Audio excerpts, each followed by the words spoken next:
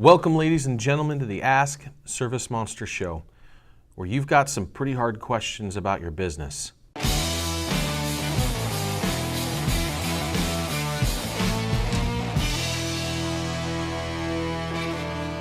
So on Tuesday, I received an email from Damon, and we had some back and forth. I asked if I could share his story, because it's pretty deep. But this is becoming more and more common, kind of the real life, getting in the way of your entrepreneurial dreams. He's been through some shit, and as a father, it's really kind of hard to even sit through this. He ended up losing a child. I'll kind of go through it, but he's ready to start his business now for real, kind of get out of the self-employment phase. But let me paint you his picture for a second, because I think more people out there can identify with the weight of his story than we probably realize. So in 2004, with his wife and dreams of grandeur like we all have, he started his business, a pool service company. And a year later, his first child was born. A year later, his second child was born. By 2008, he's cruising, doing pretty good, feeling pretty confident in himself and his growing business and family. Then in the summer, 2008, one of his sons was diagnosed with cancer. A year later, his second son was diagnosed with a disablement that put him on disability. In 2009, bankruptcy and home foreclosure. In 2016, after 9 years of battling cancer, he lost his son. And shortly after that, him and his wife divorced. He then goes on to say that his business is 14 years old and he's still on the truck. So imagine this for a second. He stayed self-employed through all of this and tried his best to keep everything together. And now he feels he's ready to kind of move on, put that side of his life, not necessarily behind him, but make some room so he can really grow his business. Now his core question is how to get off the truck. He said he's watched a handful of ServiceMonster episodes, and while they're great in and of themselves, he would like a step-by-step playbook to get off the truck once and for all. So as much as his experience doesn't even fit in my head, I feel compelled to do as much as we possibly can here to help him along the way. And so I told him that I'd outline a very specific plan, and I'm sharing that with everyone here. I asked him if we could share his story, and he said that if it sheds some light on some other people and help them, then he was more than happy to do that. And I know I get, this was directed at the Ask show, right? That's what's so amazing. That's what gives Damon so much courage here. Because I do get on a regular basis messages from Facebook with people who are struggling with all kinds of real stuff. Maybe addiction, maybe it's a divorce, maybe there's a sickness in the family. It happens quite a bit. And I, for the most part, just won't say anything in public about those cases. This was directed at the Ask. And I think a lot of people aren't reaching out to me or other people, and they're having those experiences and struggling with their business. When I went through my little self version of this, a much smaller version of this when I had cancer in 2000, I was working for somebody else. I had health insurance, my wife was terrified, of course, but as far as the logistics go, it was pretty good. I only missed 4 days of work just because that's the kind of psycho work guy I am. But to do what he's done, I can't even imagine. So, Damon, I hope this helps. Number one, let's define your goal. What is it that we're trying to accomplish? Let's define it this way. We're looking to give you the freedom to do the work the company needs you to do, where your skills and talents will help grow the business and kind of let it flourish. I think that's a pretty worthy goal. And most of the business owners and service providers out there, the best part of their selves to give to the business and the time to give to the business isn't necessarily pushing the wand or selling the pool service, right? It's bigger than that. You're the foundational knowledge that will help create and grow the business. Now, there are a lot of us who will question whether or not the business will reach a point where we put some other people in charge. Doug Burzma is a great example for this. Jay Young is pretty much running that company. Doug loves to clean, but he recognizes that Jay is going to provide more management horsepower than he would.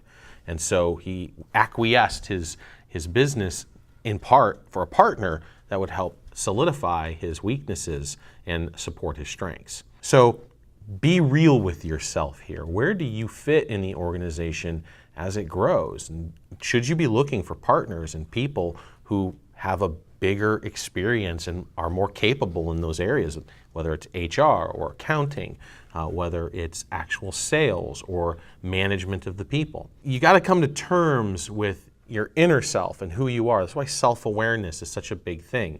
And if you're not really self-aware, if you're not really looking for your strengths and how to improve those, this whole process is going to get really rocky. So be very clear about where you're going, first couple steps to get off the truck, and then really take inventory of yourself. Do you have the skills necessary to make it happen? If not, skills acquisition. You're going to have to go get some. As a financial goal, let's target $500,000 a year. That's going to be yourself and 4 employees. You're looking at about $42,000 a month in revenue. Now, the math is going to break down depending on your service business, but roughly that's 130 $325 jobs.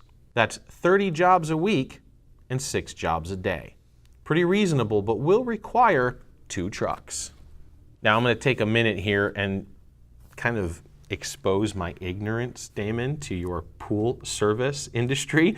So forgive me. I'm talking in terms of window cleaning, pressure washing, and carpet cleaning. So just play with the numbers here, but value clients are a thing, and we'll talk about that in a minute. So those 4 employees, that's the target, right? We're going to break those down into the roles. The first one's going to be an office person. You're going to have 2 senior techs that are running the truck, and then you're going to have a technician, a helper, that goes from one to the other, depending on the needs and the job. What are you going to do? You're going to be in the office, doing sales, gluing things together, putting out fires. Now, that helper is going to be important because your senior techs will not have 100% coverage. They'll get sick. They'll go on vacation. And as soon as that happens, you're strapping on the suit.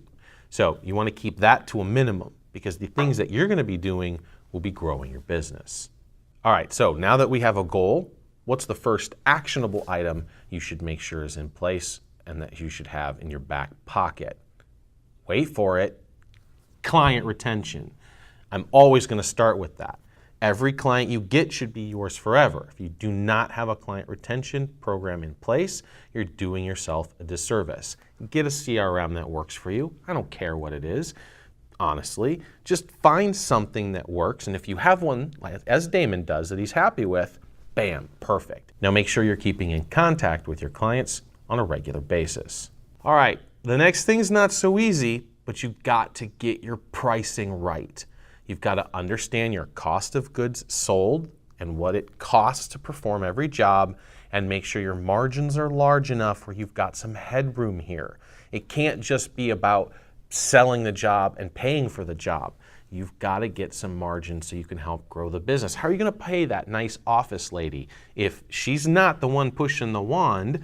Her salary's got to come out of the billable hours, right? So including yours. If you're going to sit in the office, then your salary is going to come out of those billable hours. So let's make sure there's enough room in your costs, your price, to make that happen. Otherwise, it's a house of cards. Now you can do that by making sure you're attracting the right clients. Now I can send you on a rabbit chase here, right? Because I've already talked about E-Myth. I assume you're reading that book already. But there's another one. I can't remember the name of it. The most important question. And it really has to do with this score, which is like a net promoter score. The big wigs use it, right? Fortune 500s. It's starting to trickle down. ServiceMonster is actually looking at it now. Maybe we'll even put it in the product at some point. I don't know. But the point here is that you want promoters. You don't want detractors. And that comes with profitable or non-profitable clients, clients who are willing to pay a little bit more for the nice service that you provide, and make sure that your costs are good. So if you feel yourself bristling when I say make sure your prices are in alignment, oh, I can't raise my price, get the right clients, please. Here's a hard one. Take a minimum salary. I mean, minimum. Don't go out to eat. Drive crap cars. Like, there's no bling, there's no shoes, there's no jackets. You've got to suck it up, because while you're growing through this phase, every dollar you take out of the business that you don't need is going to extend the time that you're going to be on the truck. It's going to extend the amount of time you're going to be in Hell's Valley, which is that, up to 6 employees, where you're kind of managing and juggling so many things. You don't have enough layers in the company. So while you're in Hell's Valley, then make sacrifices in your personal life. That includes leisure time. You don't get leisure time during this period either. The more you hustle during this period of time, the faster you'll get out of it. Like, save your leisure for 8 employees, then you can dial it down a little bit. Now, if you're in a family, that's hard. But if you find yourself single, I know there's a ton of you guys that are recently divorced, that gives you all kinds of time on your hands. Like, pay attention to your family when they're there, especially when you have custody, right? But when you don't, you should just be freaking focused on work like hell. All right, so your pricing is right. You've got client retention program in place. You're busting ass as a tech during 40 hours a week. And for another 30 to 40 hours a week, you're looking at sales and marketing and selling and client retention strategies and your database, and you're just absorbing it all, right? Right? Now, you've got a little bit of breathing room. You can bring in a tech, but you're not going to bring in a helper. I mean, they're going to help you and you're going to train them. So at first they'll be a helper, but you're not going to pay them like a helper. These foundational people, you've got to treat in a way that will help keep them around long enough to get everything up and running. And they're going to wear lots of different hats and going to be sweeping the floor and keying in data. So, they're not, I wouldn't say they're partners. You're not going to give them a partnership of your company, but they're certainly a partner in your next growth phases of your business. And they're extremely, extremely important. So again, hire slow, fire fast. Watch the videos that we do or other people do on employment and leadership. Start looking at documentation and standard operating procedures.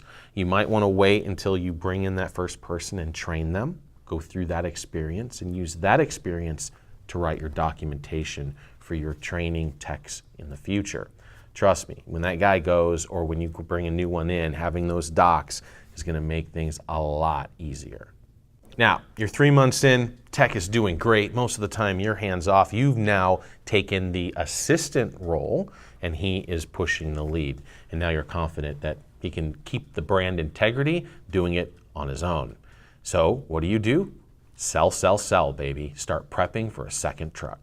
At this point, you might want to consider a part-time office person. Part-time to keep the costs low, but in that additional 30 to 40 hours a week, you're pretty much doing office and back office duties. And so you should already have a pretty good idea of what they can do. They can do social media management. They can key in entries. They can do follow-up phone calls. They can receive inbound phone calls. They can do scheduling confirmations. They can do surveys. They can do client retention, like sending out direct mail or email. I mean, the list is unlimited. So putting them to work is good because it's going to generate activity. And man, when you start generating real activity at scale, lots and lots and lots of value, things have to happen. There's just no other choice. Which, by the way, is the concept of Grant Cardone's book, 10X. I suggest you read that too. All right, so now you've got your part-time second truck and a full-time first truck. You're selling, you're training your office person. Things are looking up, but you're still on the dang truck. So let's get another tech. And this time they're going to be part-time with you and part-time with the other senior. So you're going to use the other senior kind of to train them up. It'll make them feel good. It'll reaffirm some of the basics of what you guys do. It'll take that documentation and really kind of flush it out. And then you can move forward from there. But you're not training an assistant. Not yet. You're training the second lead. All right, so now second lead comes over. They start doing the work. You're the assistant. And now you're the floater. You're bouncing between jobs as they need you to help them out. Right? Maybe you need to deal with Mrs. Jones because something didn't go quite right. Maybe it's a big job and you're just helping them load and unload and do some of the smaller stuff. But the idea is for you to fade in the background while these guys take control and ownership of the truck. And then what you really want to be doing is sell, sell, sell. So now at this point, you should bring in that actual assistant, someone to bounce back and forth and then maybe help take over if one of them calls in sick or has vacation, or maybe can be your assistant so you don't have to work so hard if you have to go on the truck for a day or two while someone is sick or on vacation. That's kind of where you're at there. That was the goal, right? So that puts you squarely in the office the majority of the time, and then as you grow and fill out those tech positions, you may never need to be on the truck again. Now, if, like Doug, cleaning is your love, you absolutely love it, like take the hardest cleaning jobs, like take the ones that are most challenging and most engaging to you. And then think about maybe bringing somebody as an operations manager.